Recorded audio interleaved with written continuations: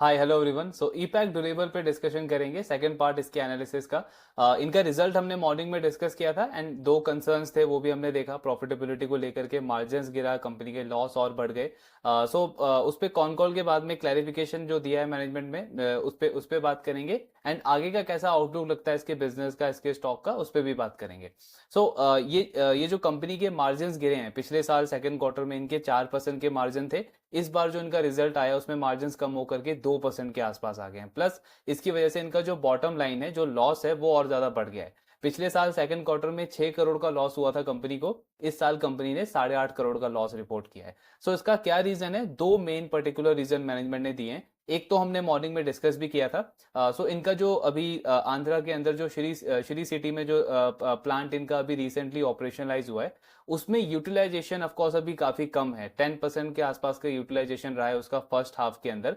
तो क्योंकि इनिशियली आपका यूटिलाइजेशन बढ़ने में टाइम लगता है, लेकिन जो आपके कॉस्ट है, एडमिन कॉस्ट है, आपका जो ओवरहेड्स वगैरह है, वो कॉस्ट आपको अपफ्रंट लेनी पड़ती है, जिसकी वजह से इनके मार्जिन पे इंपैक्ट पड़ा है। तो एक तो ये रीजन है। दूसरा, जो इस कैलेंडर ईयर में हमने देखा है कि समर जो है वो काफी एक्सट्रीम रही है एंड काफी लंबे टाइम तक रही है। जैसे अभी भी अगर आप देखोगे तो काफी जगह एसी का यूज रेगुलरली किया जा रहा है। इसमें हमने देखा था कि एसी सेक्टर में जो डिमांड है वो बहुत ज्यादा रोबस्ट है, वो बहुत ज्यादा स्ट्रांग है। जैसे हमने एम्बर एंटरप्राइज को डिस्कस किया, पीजी इलेक्ट्रोप्लास्ट को डिस्कस किया, दोनों के एसी बिजनेसेस में बहुत सॉलिड ग्रोथ आया। सेम हमने ये डिस्कस किया था कि ये जो ईपैक ड्यूरेबल का भी ये जो 112 113% का ग्रोथ आया है, इसमें बड़ा कंट्रीब्यूशन कंपनी के एसी बिजनेस से आया होगा।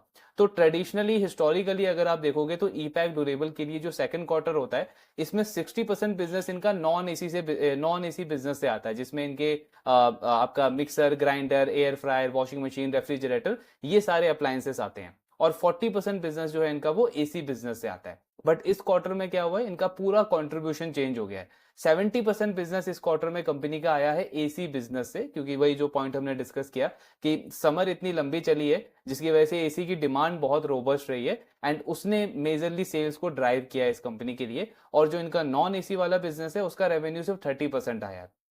अब इसकी वजह से हुआ क्या है कि एसी बिजनेस जो है वो आपका लो मार्जिन बिजनेस होता है एंड जो ये बाकी के जो अप्लायंसेस वाले बिजनेस है कंपनी के लिए, ये हाई मार्जिन बिजनेस है।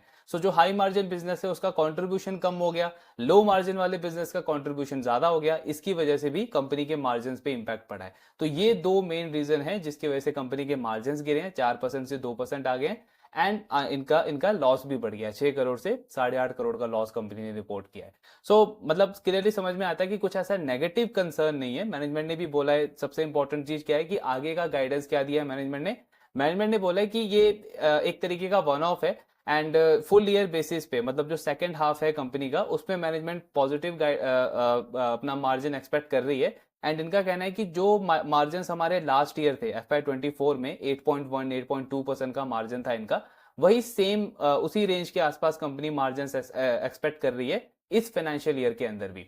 तो ग्रोथ का गाइडेंस तो इन्होंने पहले ही 2-3 बार रिवाइज कर दिया है। पहले 40% का गाइडेंस था, उसको बढ़ा करके 45% किया, देन 50% किया, और अभी मैनेजमेंट ने कॉन कॉल में बोला कि हम इस फाइनेंशियल ईयर में 50% से भी ज्यादा का ग्रोथ एक्सपेक्ट कर रहे हैं। तो ग्रोथ तो बहुत सॉलिड है ही, प्लस उसके ऊपर से मार्जिन की भी ट्रेजेक्ट्री जो है वो मैनेजमेंट ने मेंटेन करी है कि 8% के आसपास का ही मार्जिन रहेगा।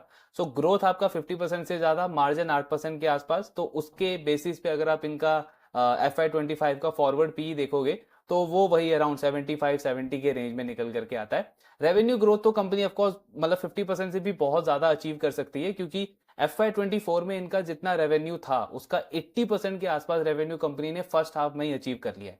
तो ये नंबर 50% से भी ज्यादा का ग्रोथ का बहुत इजीली कंपनी अचीव कर सकती है। प्रॉफिटेबिलिटी में यानी मार्जिन में जो इन्होंने पॉजिटिव गाइडेंस दिया है कि मार्जिन मेंटेन रहेंगे सेकंड हाफ में, क्योंकि थर्ड एंड फोर्थ क्वार्टर में जो इनका ये श्री सिटी वाला प्लांट है, इसका यूटिलाइजेशन बढ़ेगा, इसमें प्रोडक्टिविटी इंप्रूव होगी। वहां से कंपनी का मार्जिन में इंप्रूवमेंट आएगा। प्लस फोर्थ क्वार्टर इस कंपनी के लिए सबसे इंपॉर्टेंट होता है, बिकॉज एसी का सेल्स उसमें उसमें काफी अच्छे से कॉन्ट्रीब्यूट करता है, उसमें यूटिलाइजेशन का सबसे बेस्ट रहता है कंपनी के लिए। तो वहां पे मार्जिन वगैरह अच्छे से इंप्रूव होंगे एंड अच्छा पॉजिटिव गाइडेंस दिया है इन्होंने फुल ईयर बेसिस के लिए। अब बात करते हैं कि आगे का आउटलुक क्या दिया है कंपनी ने। पहले तो दो बड़े अपडेट्स रहे हैं इस क्वार्टर में, सेकंड क्वार्टर के अंदर। पहला अपडेट तो हमने मॉर्निंग में डिस्कस किया ही था, हाईसेंस इंटरनेशनल के साथ में इनका डील हुआ है, टाई अप हुआ है। दूसरा अपडेट है, पैनासोनिक को भी इन्होंने एज ये एक नए कस्टमर के तौर पे इन्होंने ऑनबोर्ड किया है। सो पैनासोनिक के लिए भी कंज्यूमर ड्यूरेबल इलेक्ट्रॉनिक प्रोडक्ट्स की कंपनी मैन्युफैक्चरिंग करना स्टार्ट करेगी कुछ टाइम से। अब ये जो हाइसेंस इंटरनेशनल का जो इन्होंने डील हुआ है उस कंपनी के साथ में, इसमें ऑफ कोर्स कंपनी बहुत बुलिश है इस डील के साथ में, एंड पर्टिकुलरली इसी डील की वजह से इन्होंने अगले 4-5 साल के लिए इतना सॉलिड गाइडेंस दिया है। मतलब $1 बिलियन का रेवेन्यू कंपनी टारगेट कर रही है बाय FY 27-28 अगले 4-5 साल के अंदर। तो अगर आप इनका FY 24 में रेवेन्यू देखोगे तो 1400 करोड़ के आसपास था, और ये रेवेन्यू कंपनी अगले 4 से 5 साल के अंदर 5 से 6 गुना करने का प्लान कर रही है। 8500 करोड़ का कंपनी रेवेन्यू प्लान कर रही है बाय FY 28 के आसपास। तो मतलब 5x ग्रोथ कंपनी प्लान कर रही है अपने रेवेन्यू के अंदर। अब ये जो हाइसेंस इंटरनेशनल का जो डील है, इसकी वजह से कंपनी को कैपेक्स करना पड़ेगा इनिशियली। सो वही जो हमने डिस्कस किया था मॉर्निंग में कि श्री सिटी के साथ में जो लैंड है वहां पे ये अभी एक नया मैन्युफैक्चरिंग फैसिलिटी स्टैब्लिश कर रहे हैं, वहां पे स्टार्ट कर रहे हैं। इसका प्रोडक्शन नेक्स्ट ईयर जून से होगा, जून से इसका प्रोडक्शन स्टार्ट हो जाएगा, यानी सेकंड क्वार्टर ऑफ FY 26 से इसका प्रोडक्शन स्टार्ट हो जाएगा। थर्ड क्वार्टर तक इसका पूरा टेस्टिंग चलेगा, देन फोर्थ क्वार्टर में इसका रेवेन्यू वगैरह ये सब आना स्टार्ट हो जाएगा इस वाले बिजनेस से। तो इस पे टोटल कैपेक्स कितना लगेगा कंपनी को, 230 से 240 करोड़ के आसपास का कैपेक्स लगेगा। बिकॉज इनकी मैनेजमेंट का कहना है कि अगले 3 साल के अंदर ये श्री सिटी के आसपास जो ये नया प्लांट बना रहे हैं स्पेसिफिकली हाइसेन इंटरनेशनल वाले डील के लिए, सो उसमें ये 1.3 मिलियन यूनिट्स का कैपेसिटी बिल्ड करेंगे एसी बिजनेस के लिए, एसी प्रोडक्ट के लिए। देन उसके साथ में ऑफकोर्स वॉशिंग मशीन का बिजनेस, आपका रेफ्रिजरेटर, ये सारे प्रोडक्ट्स, और होम अप्लायंसेस आपके जो होते हैं, होम थिएटर्स हैं, ये सारे प्रोडक्ट्स भी कंपनी ग्रेजुअली धीरे धीरे वहां पे मैन्युफैक्चर करना स्टार्ट करेगी। सो ये एक बहुत बड़ा ग्रोथ ड्राइवर है कंपनी के लिए। अब इसमें अब अगर आप कंसर्न की बात करोगे तो कंसर्न क्या लगता है, इनका जो ROE का नंबर है वो काफी ज्यादा लो है। पिछले साल इनका ROE 5 से 6% के बीच में था। लेकिन मैनेजमेंट क्या कह रहा है कि अगर आप हमारा ROE ट्रेलिंग 12 मंथ बेसिस पे देखोगे, बिकॉज ये सीजनल बिजनेस है और हमारे लिए जो सबसे बेस्ट क्वार्टर होता है वो फोर्थ क्वार्टर होता है। तो अभी अगर हम फर्स्ट हाफ में हमारे ROE को कंपेयर करेंगे तो वो बिल्कुल आपको बहुत लो लेवल पे दिखेगा। बट अगर आप लास्ट ट्रेलिंग 12 मंथ का ROE हमारा देखोगे तो वो 11% के आसपास है। प्लस इनका गाइडेंस है कि अगले 3 साल के अंदर ये अपने ROE और ROCE दोनों को इंप्रूव करके 17% तक लेके जाना चाहते हैं। तो ये भी एक पॉजिटिव गाइडेंस दिया है मैनेजमेंट ने ROE के ऊपर। बिकॉज जब तक आपका ROE नहीं बढ़ेगा तब तक इतना हाई ग्रोथ आप अचीव नहीं कर सकते। तो अगर उस ग्रोथ को अचीव करना है तो उसके लिए बहुत जरूरी है कि आपका ROE इंप्रूव होना चाहिए। सो उस पर एक पॉजिटिव गाइडेंस आया है। अब बात आती है कि ROE बढ़ेगा कैसे। सो उसके लिए मैनेजमेंट का कहना है कि सबसे बड़ा फैक्टर होगा हमारा यूटिलाइजेशन। जैसे अभी कंपनी का मेनली जो बिजनेस है वो एसी बिजनेस है, और एसी वी नो की सीजनल बिजनेस है आपका, 6 मंथ्स प्रोडक्शन चलता है, देन बाकी के 6 मंथ्स अच्छा यूटिलाइजेशन नहीं रहता है आपका। लेकिन पिछले कुछ टाइम से जो ये कंसिस्टेंटली अलग अलग प्रोडक्ट्स के अंदर एंटर कर रहे हैं, वॉशिंग मशीन, रेफ्रिजरेटर, आपका air fryer, mixer, grinder, plus और भी प्रोडक्ट्स कंपनी इसमें ऐड कर रही है आगे चल के। सो उससे क्या होगा, ओवरऑल यूटिलाइजेशन इनका इंप्रूव होगा। जो इनके 3 मैन्युफैक्चरिंग फैसिलिटीज हैं, भिवाड़ी में है, देहरादून में है, एंड आपका ये श्री सिटी में है। सो इन तीनों प्लांट्स के अंदर, तीनों मैन्युफैक्चरिंग फैसिलिटी के अंदर यूटिलाइजेशन इंप्रूव होगा। यूटिलाइजेशन इंप्रूव होगा तो क्या होगा, नेट एसेट टर्नओवर बढ़ेगा। तो मैनेजमेंट का कहना है कि अभी जो हमारा नेट एसेट टर्नओवर है वो 3.2 से लेकर के 3.5 के बीच में है। प्लस जो आगे चल के हमारा टारगेट है कि यूटिलाइजेशन हमारा 4.5 तक जाएगा। बिकॉज ये जो नए हम प्रोडक्ट्स ऐड करेंगे इससे हमारे रिसोर्सेज अच्छे से यूज होंगे तो यूटिलाइजेशन बढ़ेगा। और ये जो नया हम बिजनेस स्टार्ट कर रहे हैं स्पेसिफिकली हाइसेंस इंटरनेशनल के लिए, इस बिजनेस में हमारा जो नेट एसेट टर्नओवर है वो 5 से 6 टाइम रहेगा। क्यों? बिकॉज इसमें कोई बैकवर्ड इंटीग्रेशन पे इन्वेस्टमेंट करने की जरूरत नहीं है। बैकवर्ड इंटीग्रेशन ऑलरेडी हमने कर रखा है। जैसे आपका कॉपर मेल्टिंग हो गया, शीट मेटल हो गया, ये सब इन हाउस हम खुद मैन्युफैक्चरिंग करते हैं। तो कोई बैकवर्ड इंटीग्रेशन करने का रिक्वायरमेंट नहीं है इस पर्टिकुलर बिजनेस के लिए। इसीलिए इसमें हम नेट एसेट टर्नओवर जो है वो 5 to 6 टाइम एक्सपेक्ट कर रहे हैं। तो नेट एसेट टर्नओवर आपका इंप्रूव होगा, सो वहां से आपका ROE मैनेजमेंट जो है वो 17% का प्लान कर रही है अगले 3 साल के अंदर। तो ROE के लिए एक पॉजिटिव ट्रेजेक्ट्री दिया इन्होंने अगले 2-3 साल के अंदर। देन इसके बाद अगला पॉइंट आता है कि जो वो सप्लाई चेन को लेकर के जो हमने डिस्कस किया था PG इलेक्ट्रोप्लास्ट में, तो उस पे मैनेजमेंट का कहना है कि गवर्नमेंट ने वो जो BIS सर्टिफिकेशन मैंडेटरी किया है वो बेसिकली प्लेन कॉपर के लिए किया है। एंड डोमेस्टिकली काफी सारे प्लेयर्स हैं जो अगले 1 से 2 महीने के अंदर प्लान कर रहे हैं कि वो इन हाउस इसकी मैन्युफैक्चरिंग स्टार्ट कर देंगे। तो एक तो पॉजिटिव ये है। दूसरा पॉजिटिव ये है कि इनका कहना है कि हम एंड इंडस्ट्री के बाकी प्लेयर्स जो हैं वो गवर्नमेंट के साथ में लगातार टच में है कि इस गाइडलाइन को थोड़ा सा और एक्सटेंड कर दिया जाए, जिससे कि ये जो इन मतलब डोमेस्टिकली एटलीस्ट हमारी जो कैपेसिटी है वो बिल्ड होना स्टार्ट हो जाए, हमारे बिजनेस को प्रॉब्लम ना हो। तो अभी ये गवर्नमेंट से डिस्कशन में है कि इसको थोड़ा सा एक्सटेंड कर दिया जाए। दूसरा जो हमने पीजी इलेक्ट्रोप्लास्ट के बिजनेस में लास्ट कॉन कॉल में भी डिस्कस किया था, एंड इस कॉन कॉल में भी हमने देखा कि जब भी उनका कमोडिटी के प्राइसेस में फ्लक्चुएशन होता है, या फिर अभी आप देखोगे कि रेड सी क्राइसिस चल रहा है, लॉजिस्टिक्स आपके कॉस्ट आपके बढ़ जाते हैं, जो मिसिस बेक्टर के साथ में हुआ, तो उसका इम्पैक्ट पीजी इलेक्ट्रोप्लास्ट को डायरेक्टली अपने बिजनेस पे लेना पड़ता है। उस कंपनी का एवरेज सेलिंग प्राइस जो है वो इम्पैक्ट हो जाता है।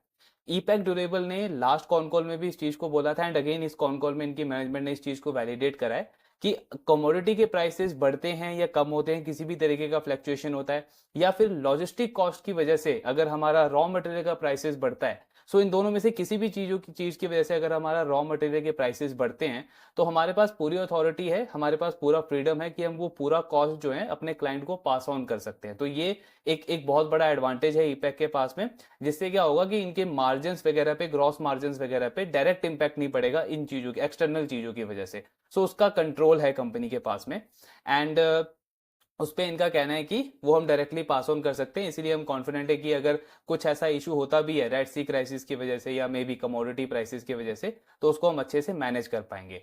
लास्ट का जो पॉइंट आता है कि ये कैपेक्स आप करोगे कैसे, जो 230-240 करोड़ का आपको कैपेक्स करना है 1.3 मिलियन एसी यूनिट्स के लिए, तो उसको कैसे करेंगे। तो कंपनी कह रही है कि हमारा जो अभी आईपीओ आया था कुछ टाइम पहले, इस आई थिंक इसी कैलेंडर ईयर के स्टार्टिंग में इस कंपनी का आईपीओ आया था, तो उस आईपीओ की प्रोसीडिंग अभी भी कंपनी के पास है, यूटिलाइज नहीं हुई है वो। 230-240 करोड़ के आसपास का एफडी है इस कंपनी के पास में। सो उसको ये टोटली यूज करेंगे अपने हाईसेंस इंटरनेशनल वाले बिजनेस के लिए। प्लस इसके ऊपर से जो एडिशनल कैपेक्स इनको चाहिए रहेगा 50 से 60 करोड़ का, जो भी ये वॉशिंग मशीन और कुछ बाकी के प्रोडक्ट्स जो ऐड करने का प्लान कर रहे हैं, सो वो कंपनी कह रही है कि हमारा इंटरनल एक्रूवल से आएगा। तो ये इनका पूरा कैपेक्स का फंडिंग का प्लान है। ग्रोथ ट्रेजेक्टरी तो हमने देखा ही है कि 50-60% का ग्रोथ कंपनी प्लान कर रही है। मार्जिन को लेकर के मैनेजमेंट कॉन्फिडेंट है कि 8% के आसपास के मार्जिन हमारे मेंटेन रहेंगे, सस्टेन रहेंगे। प्लस आरओई का नंबर बढ़ेगा, 9-10-11% से बढ़ करके 17% पे जाएगा। सो ये सारे मल्टीपल फैक्टर्स हैं ईपैक ड्यूरेबल के लिए। हाँ, कंसर्न है इसमें, दो रिस्क लगता है पर्टिकुलरली। एक तो अगर इनका आरओई का नंबर इंप्रूव नहीं हुआ तो ये ग्रोथ पॉसिबल नहीं है, मतलब आप 40-50% का ग्रोथ अचीव कर ही नहीं सकते अगर आपका आरओई इंप्रूव नहीं होता है, तो वो इंपॉर्टेंट है। और मैनेजमेंट ने हालांकि वो फैक्टर्स दिए हैं, वो लीवर्स दिए हैं कि कैसे इनका आरओई आगे चल के इंप्रूव होगा। दूसरा है कि ये जो 8500 करोड़ का जो ये मैनेजमेंट ग्रोथ रेवेन्यू टारगेट कर रही है, $1 बिलियन का जो ये रेवेन्यू टारगेट कर रहे हैं, ये पूरा जो डिपेंडेंसी है इनकी, ये इस डील के ऊपर है। इस डील के ऊपर से ये इतना इतना सॉलिड ग्रोथ गाइडेंस दिया है मैनेजमेंट ने।